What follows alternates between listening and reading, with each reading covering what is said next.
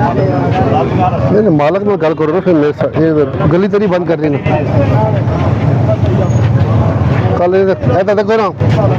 कल है सारा कल सुबह ये आना सारा तोड़ के कल डीएमए दसिया इसी सब नहीं आपे करो कर लेंगे डीएमए के काम कर लेंगे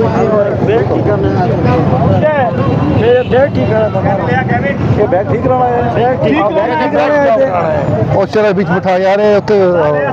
समान है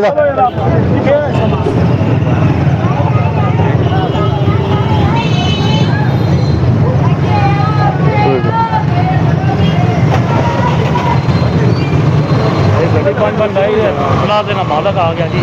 इतने क्यों ला रहे हो जी मैं तो है प्लास देना मालक पेंट वाला पता नहीं चला गया अंदर इतने क्यों ला रहे हो जी गड्डी फुटपाथ तो नहीं दिया गौरमेंट ने फुटपाथ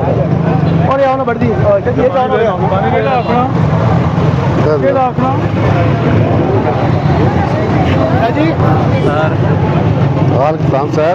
क्या हाल है आप ठीक है इससे ठीक है आपकी इसका मोटरसाइकिल इसके पास का आज़ाद है तो ठीक है पर ये किस लिए